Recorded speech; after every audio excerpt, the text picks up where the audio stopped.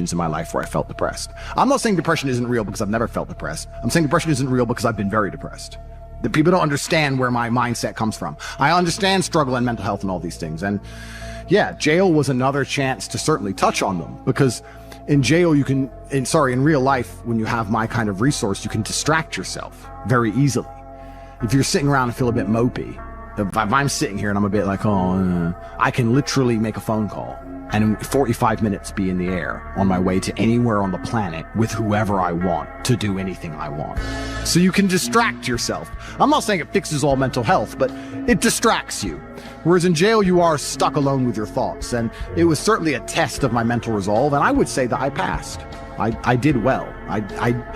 There was never a day where I broke down. There was never a day where I couldn't handle it. There was never a day where I was, I wasn't polite to the staff. I was very nice to everybody. There was never a day I couldn't hack it. It was certainly a test. And also, Tristan said this. I don't want to take his words, but he's true. You go through life telling everyone you're the baddest motherfucker there is. Sooner or later, someone's going to test you. You walk in the pub and you say, I'm the hardest man there is. Sooner or later, someone's going to fight you. Sooner or later. And life's like that. You want to be the top G and you want to go through life and say, I'm the top G. Then God's going to say, well, we're going to see if you deserve to call yourself the top G or not. We're going to put you in a Romanian jail cell. And we're going to leave you there to rot. You're not going to know how long you're in there for. And the biggest mindfuck is I thought I was going to be in there for years.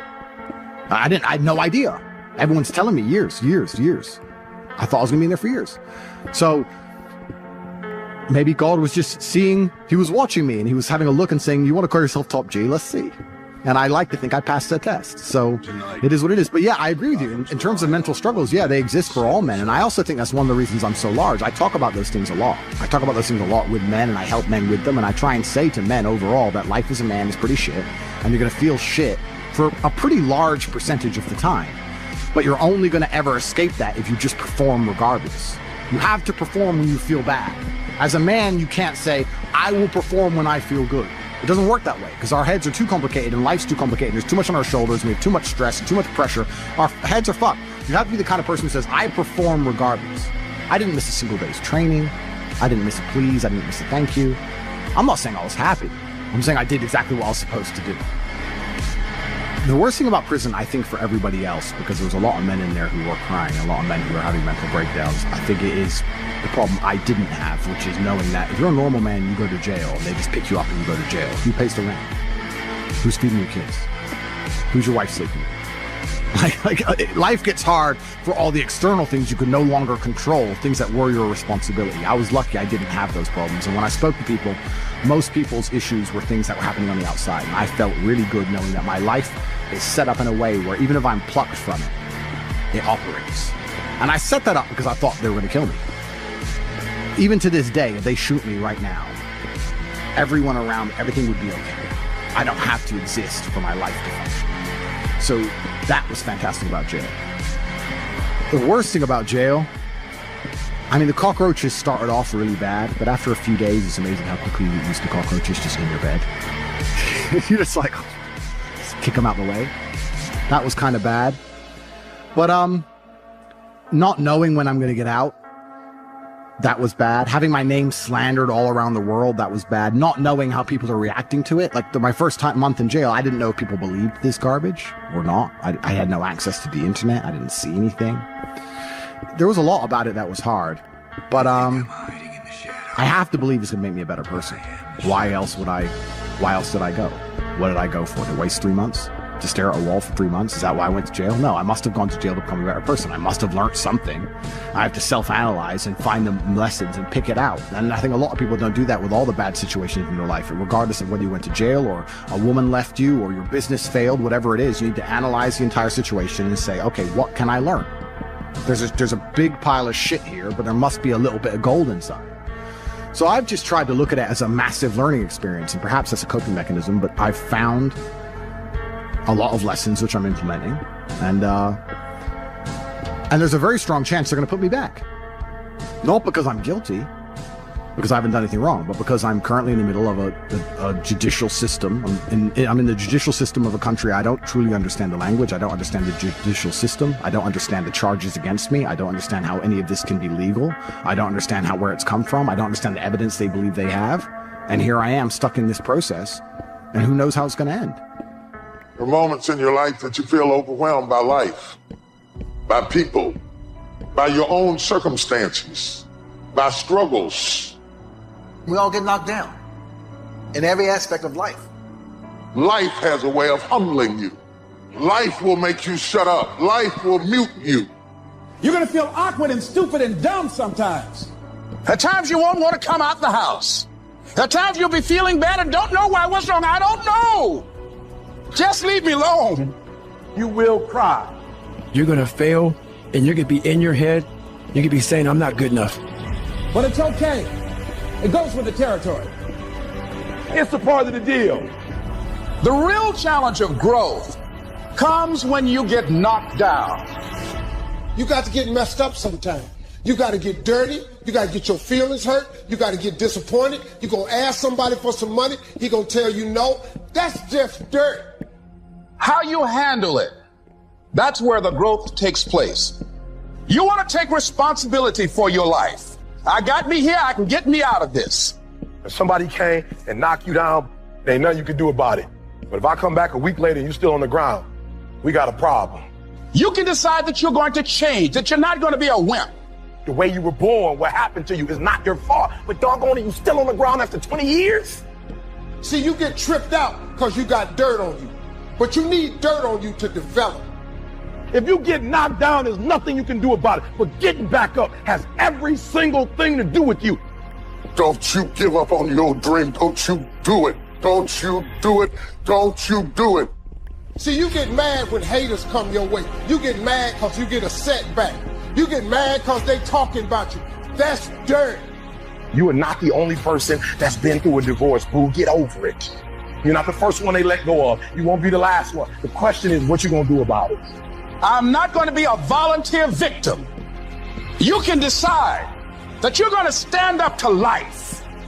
I just need you to identify what your pain is, and then I need you to ask yourself what you're gonna do about it. And maybe you've been knocked down in your life and it seems like, hey, the fight is over. It is not over unless you quit. You can permit it to let it hold you down, or you can decide, I'm not going to let that happen to me. You have a choice to either give up or get up. You got to get gritty, man. You got to develop some dog in you. You can decide, I'm going to work on myself and develop myself. I'm going to empower me. You have to learn to turn and look at every obstacle as an opportunity. I will not give up. Every time I get knocked down, I will get back up and I will succeed.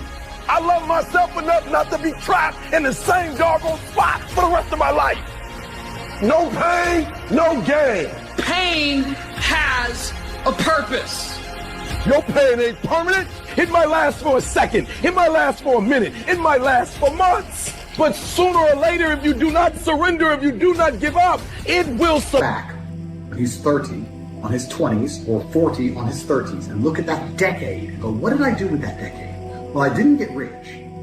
I didn't travel the world and live like they do in Tape Confidential. What did I do? Well, I had a day off here, a day off there, a bunch of nothing days that amalgamate into this decade of nothingness, and you're just wasting your time. If you want to win, you need to be consistent. You don't need to be the smartest, not at all, but you have to be the guy who's there day after day. And I guarantee you, I will guarantee you right now, IQ has nothing to do with how successful you'll be as a person. What is going to determine how successful you're going to be is, are you there every single day? Are you doing what you're supposed to do day after day? I can also apply this to sales.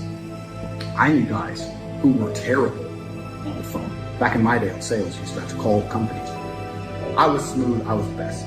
We had some other guys who were smooth. They'd land a deal, go buy a nice car, whatever, take a few days off, take it easy. We had people who were terrible.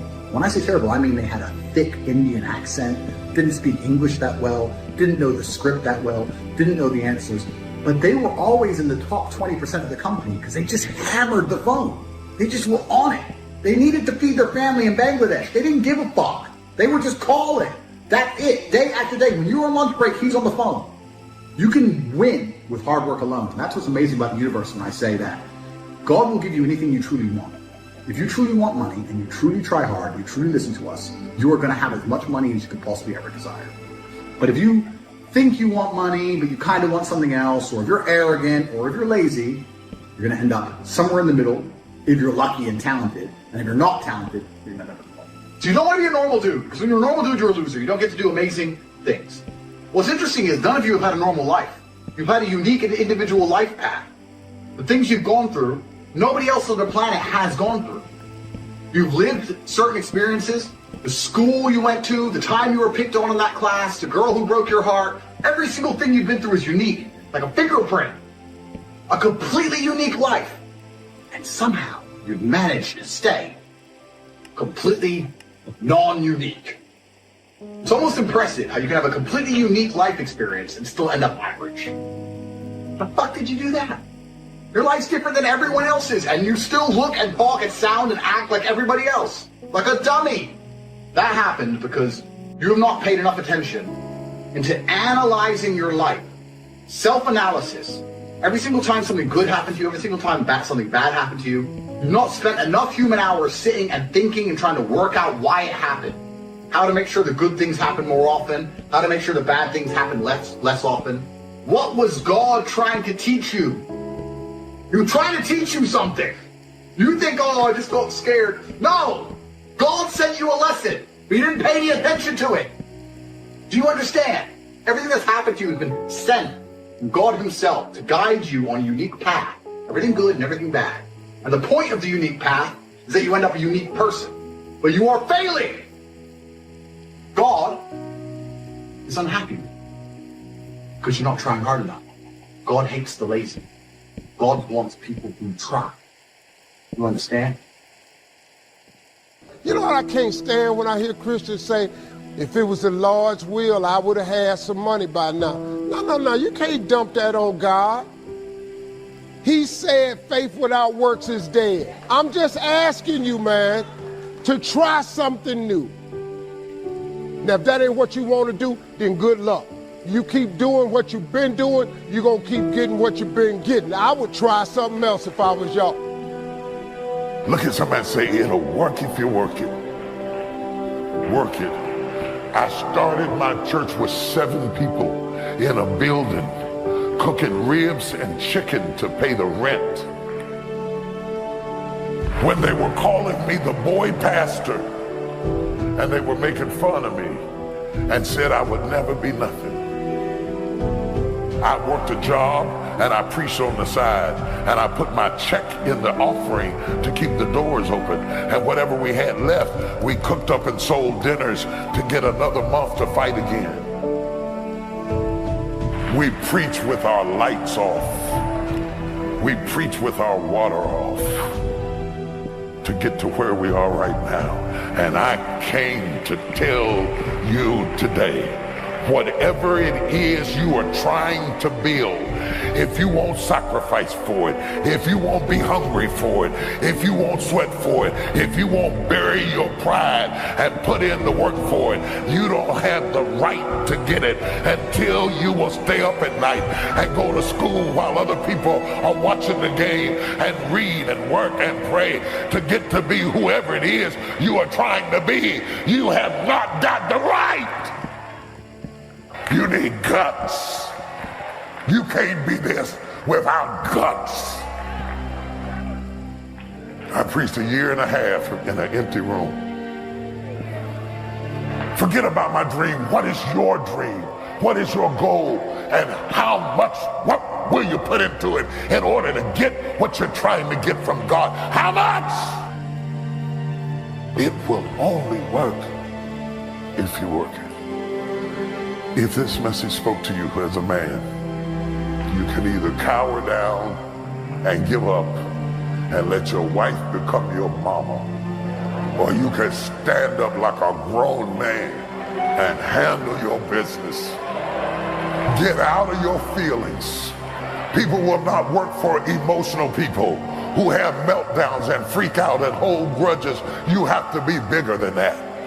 We don't have time to deal with your attitudes, so stop popping your neck, hold your head up, get yourself together, and get ready to fight the good fight of faith.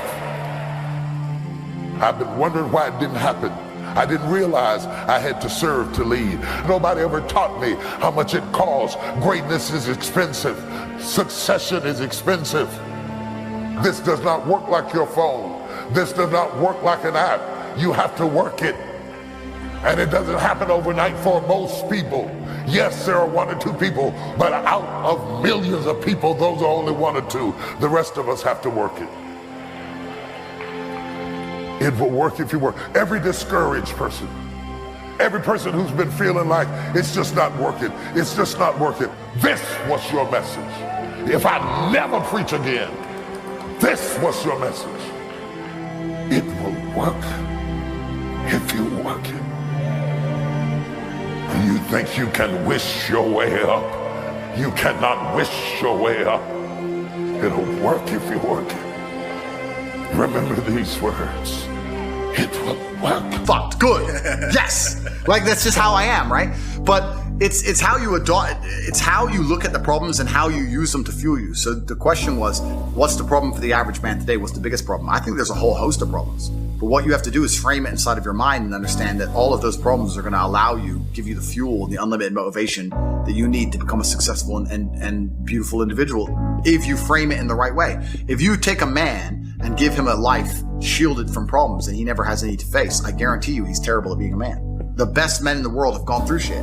That's why women love scars, because it didn't kill you. That's the whole point of it, right? So the best thing you can do as a man is look and go, okay, this is hard, this is hard, this is hard, this is hard. I feel negative because these are all so difficult. I'm struggling with X, Y, Z. Let me internalize all of that and turn it into a superpower. Let me become genuinely uncomfortable with my situation in life and go and fix things. Because, like I said, the universe is absolutely and utterly very giving. And if you truly hated being in the position you were in, you wouldn't be there very long. So I think that the number one problem with the world today, and the biggest problem that men face, isn't the problems themselves. It's just the way that they've been taught to mentally frame issues. People think when bad things happen to them that somehow they're a victim to the universe and bad things only happen to me and this is so terrible. They don't understand that bad things happen to everybody, and the most successful person you know had all those, probably maybe even worse, at least the same bad things happened to them. They just framed it differently and used it. That's the difference. So I don't pray for an easy life. I pray for a life of difficulty that allows me to become a better and better person. I pray to become more competent to handle problems. I pray to put myself in a position where if the mass media machine attempts its very best to destroy my life, I can laugh and smile from my... Everybody whose phone, every phone call I will answer, if I answer a phone call, it is from a winner. I don't talk to losers. Everyone I talk to is rich. Everyone I talk to is making money. Everybody. If my entire reality is full of multi-millionaires making money, how am I not going to make money? And this is why network is so important, is because it's the same reason that wolves hunt in packs. If you're a lone animal, you have one set of eyes. But if you're a pack, you're watching every single angle, every single side. Perhaps I might miss something. I'm as perspicacious as possible. But one of my friends identifies that the war in Ukraine is going to change and the Russian ruble is going to pump. And you can make a bunch of money on a Forex trade, for example. I may not have noticed, but he'll notice. Now I've made a bunch of $1 million for getting a text message, right? Because I have friends who are paying attention. All of us are paying attention. So your network is super important. That's another thing. We'll go into this because I have something called the War Room, which is also on corporatetape.com. I'll let people read for themselves, but that's my private network. And we specifically talk about money and a few other things. But that's is that like more like a mastermind? It's the real world's how to make money, and the War Room's what to do with money, if that makes sense. Yeah. It's all on corporatetape.com. I don't want to get off track, but it's there. But second is network. And third, it's to identify the reason why you don't have as much money as you want so far. And there's one of 3 reasons. You are either lazy, stupid, or arrogant. Those are the only 3 reasons anyone is poor. And you have to identify and choose which one it is. The majority of people are not the one they think they are. The majority of people are the one I'm about to say at the end. So let's start with lazy. There are a lot of lazy people. The unfortunate reality about money is that you are competing. So it's player versus player. It's like anything in the world. If you want that beautiful girl, so does everyone else. You have to win the competition. You want that car, you have to get it first. You want that money, everyone wants that money. You have to compete. It's competitive. Business is competitive. You are competing against people like me. You're competing against people like the people in my network. You're competing about people who only talk about money, who understand money very well, who operate in jurisdictions all around the planet, who are extremely well connected, who know things before you know them, who have mass influence and mass power and mass resource. You're competing against me. This is what you must understand. You're not waking up going, I want to make some money. You're competing against people like me. You're competing against billionaires, you're competing against hedge funds. How did these hedge funds keep growing? Where are they getting that money from? From the brokies. They're robbing you. They're robbing all the poor people from the pension fund, dummy. That's where they get it from. This is who you're competing against. So the competition is absolutely and utterly fierce. Understanding that you're a man with a small pistol up against a mighty army, if you want to add a little bit of laziness on top, you're fucked. So when I say people are lazy, they go, I'm not lazy, I work hard every day. You work 8 hours a day? You work eight? The fuck? If I'm awake, I'm working. I'll be driving my Bugatti Chiron through Dubai, working. I'm texting at the same fucking time. I don't take a second off. I don't take a minute off. I don't relax. I don't rest. I don't stop. I don't chill. None. Ever. I'm either asleep or at work. That's it. Second I wake up, I check my phone, I begin working. I go to the gym in between sets, I am working. I'm online working the entire fucking day until the second I go to sleep, I am at work. That is all I do. And you are at home competing against me and you want to watch a movie tonight and then say you're not lazy. You're fucking lazy and you're gonna lose forever. That's laziness. Next is stupid. I don't think many people are actually too stupid to be rich. You can be below average IQ and still get very rich. A very small percentage of people are too dumb to be rich. The slave minds, they'll never be rich because the matrix tries to keep you poor because when you're poor, you can't think like we talked about earlier. So everything the media tells you is designed to make you poor. They want you broke and struggling because if you rely on the government for food stamps, then you can't argue with the government, can you? So that's what they want. So anyone who believes in the matrix and believes in media and believes in the lies they're told, anyone who sits there and goes, that's true, that it's literally designed to make you broke. That's why it's all a scam. Do your GCSEs, do your A-levels, get in debt, go to uni, get out, get a shit job, get a mortgage. Don't worry, when you've paid that mortgage off when you're 61, then you'll have enough money to go to Spain for holiday. Then your pension comes. Oh, government doesn't have the pension money anymore. Funny enough, hedge fund stole it. Pay half your money in your life in tax. Oops-de-doops. And then you wake up one day and go, whoa, I just got fucked. So the whole scam, the whole story is a lie because they want you broke. They don't want you rich. If you're rich, you won't listen to them. So all of it's a fucking lie. And intrinsically, we all know this, right? When I pull up in one of my 30 cars to a gas station and people look at me and they see a Lambo or a Ferrari or a Bugatti or a Koenigsegg, whatever I'm driving, nobody goes, wow, he went to school. No, they think drug dealer, gangster. They're thinking he broke the rules because anyone who follows the rules doesn't get shit. It's all a scam. It's all a fucking lie.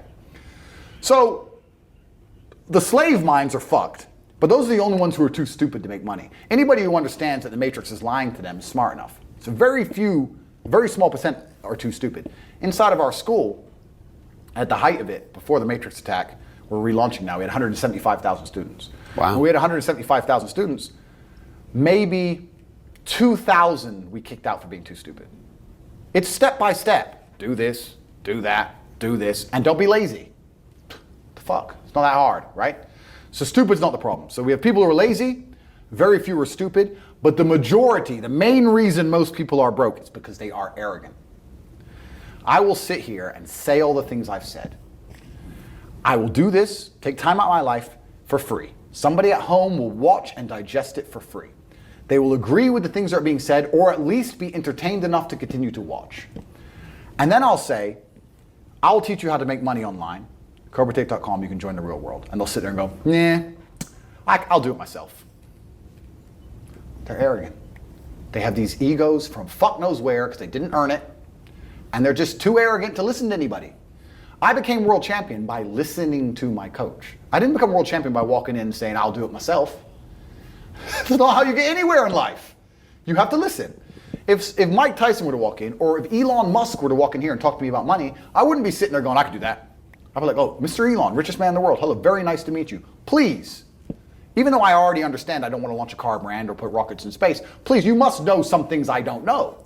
How do you deal with the currency fluctuations? Does inflation impact how much it costs for you to send a rocket into space? Like, I'd ask him something that's useful, right? But some people are so brutally arrogant that they'll sit here and they'll listen to all the things I said, and they'll agree that I'm intelligent, and they'll agree I'm massively successful, but they'll sit there and go, yeah, but you know what? I'll do it myself. I don't want to join that school because, I'll do it myself. They're arrogant. Everybody's fucking arrogant. I sit with people who I used to go to school with from Luton who are still broke and tell them how to make money. And you know what they do? They answer back. Yeah, but it's not that simple because, the wife gets the kid, and you know what, and I don't like to do things that way. The way I like to work. The way you like to work is why you're fucking broke.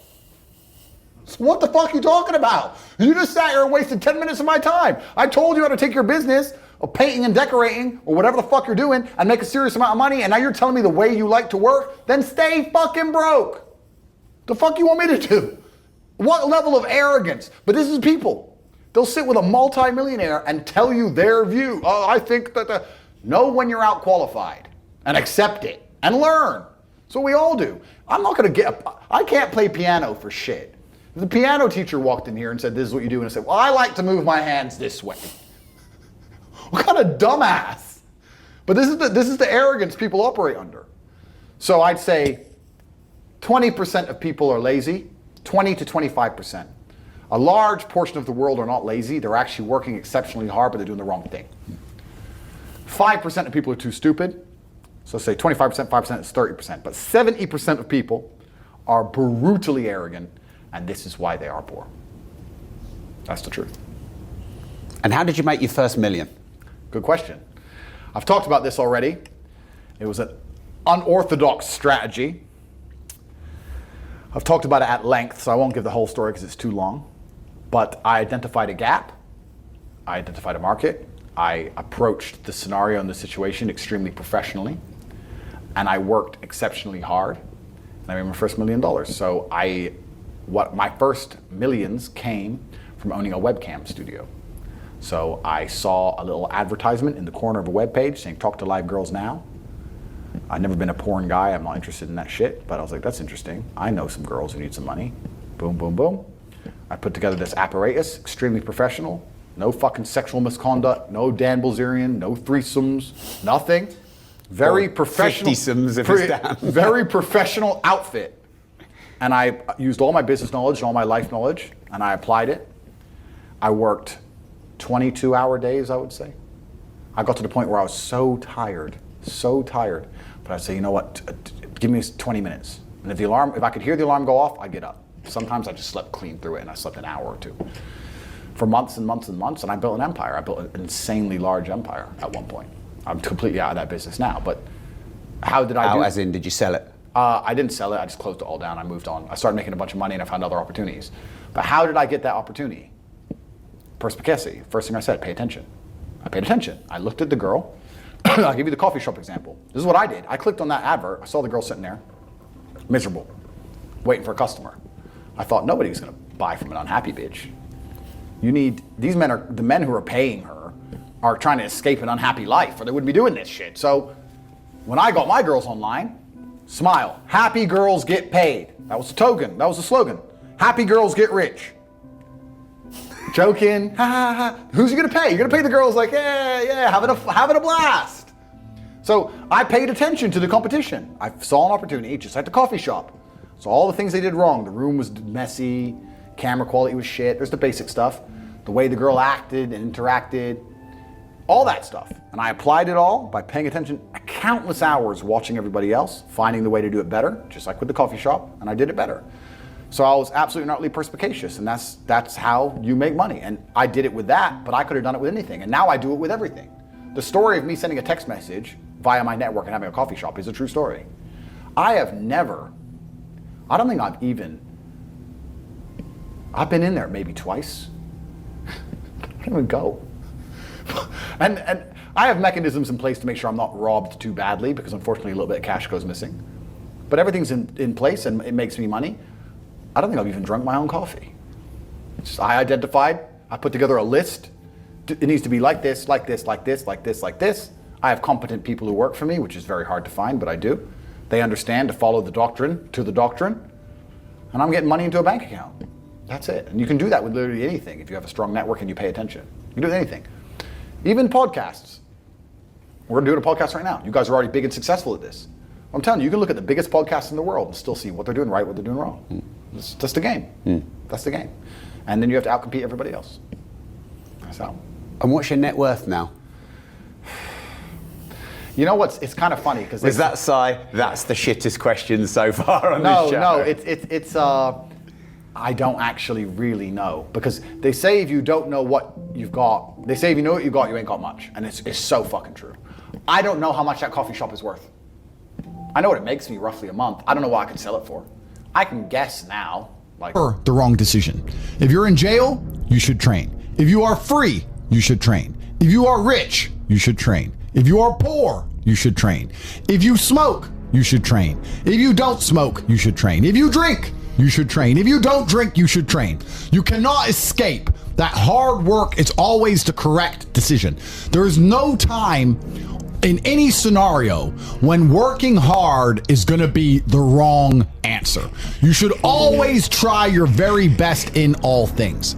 And what you often find with people who need to be motivated into things, because they're not disciplined enough to do things and not disciplined enough to do things properly, they'll go and say, I went to boxing training, as if that's all that it's about. It's not about going to the training. It's about trying hard in the training. It's about giving it your all. It's about dedicating yourself. You're going to give an hour up anyway. There's no reason to not try. Most people go through their entire adult life without trying 100% hardly ever. Think about it. Even when you go to the gym, you don't try 100%. You try 60%, 70%. You don't try 100% at home. What do you try 100% with? Do you really try 100% with work? Are you really moving that mouse as quickly as you possibly can? No, you're not trying. So you have people who have gone through life and are going through life without even giving 100% of what they've got ever. And it's interesting because we're entering the most competitive period of human history. So you need to get very good at everything you do.